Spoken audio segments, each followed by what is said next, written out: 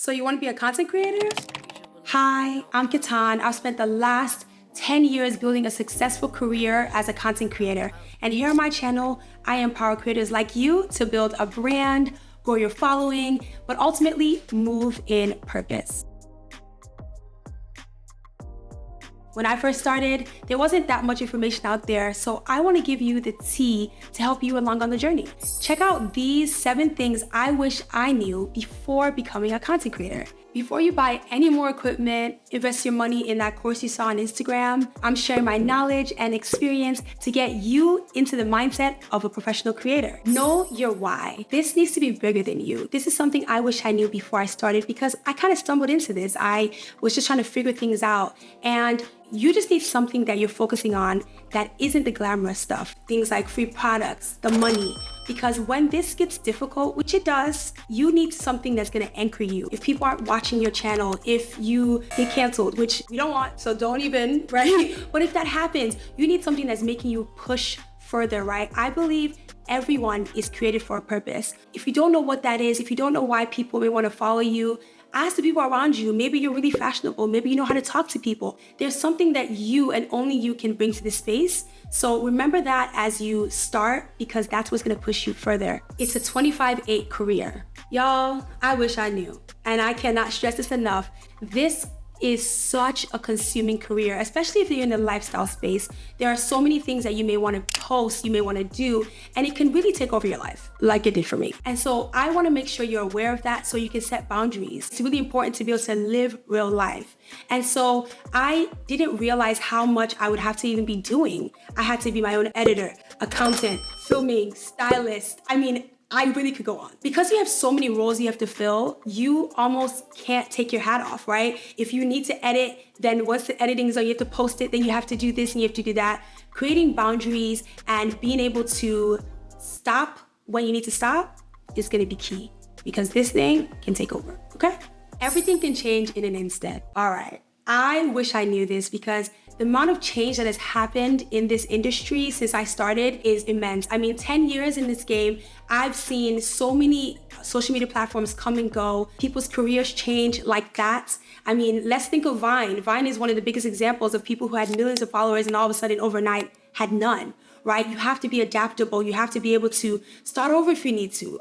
That's just the name of the game. Even with Instagram moving from photo to video. If you were just a photo account, what happens, right? You're gonna have to adapt. You might have to move into video. TikTok was solely video for a really long time. A lot of people had to figure out what part of their brand still aligned and what didn't. Right now, Elon Musk, he bought Twitter. It's now X. This is something that I feel really, really needs to be stressed. You have to be adaptable. You have to know that change is the only thing that's constant in this life. Not all money is good money. I truly wish I knew this. Money is such a sensitive subject, but it's so important because you're doing this as a job. You deserve to get paid, but brand partnerships need to align. Your followers need to be able to trust you. They need to be able to know that you're not just gonna throw them aside when a deal comes because it's so much money and I don't like this lipstick, it's really drying, and this skin product really broke me out, but they're gonna pay me X amount of money, so I'm gonna talk about it and I don't really care. This is so important when you're building an authentic following because your followers trusting you is your currency. If you're a vegan brand and all of a sudden someone wants to pay you $1 million to talk about meat, does that make sense? Maybe to somebody, I don't know. It depends on what you're willing to compromise on.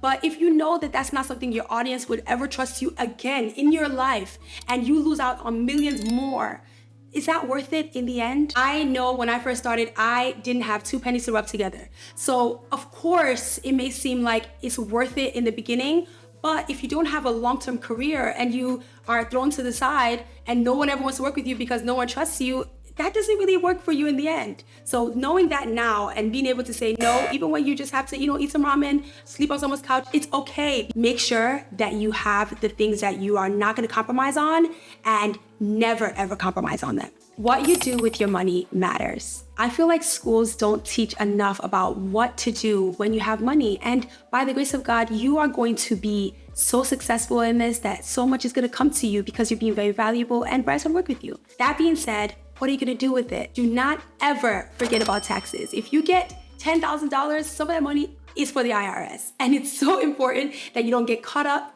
because how many times do we hear about one celebrity or another going to jail?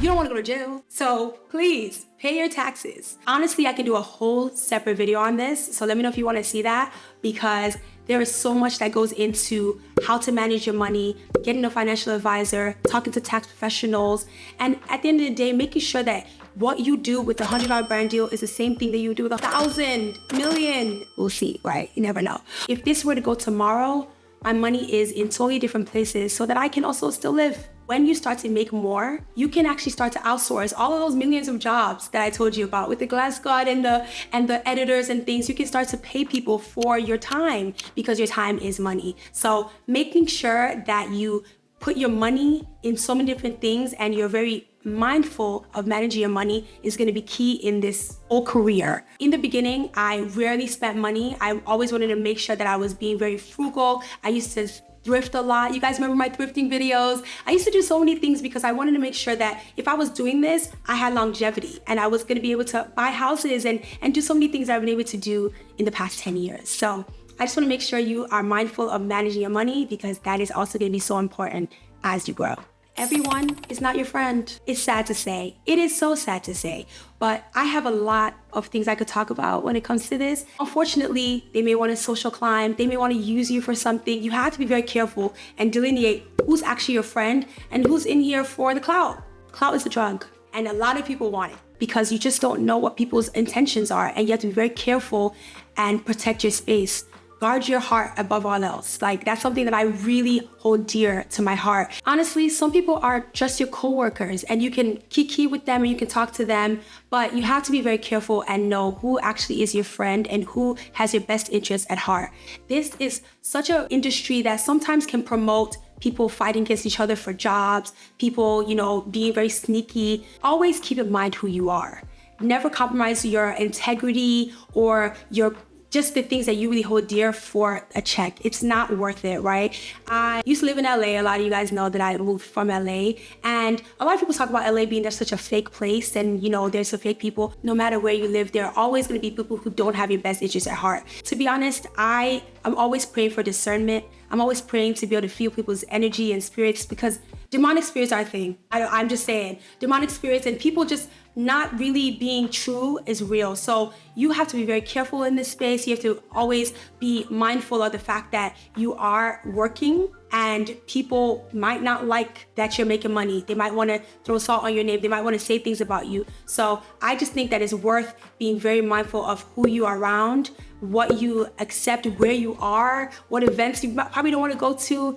It'll really help you, because for me, I've been burned. There are some people that I'm like, really? You just don't know what people are capable of until they do it.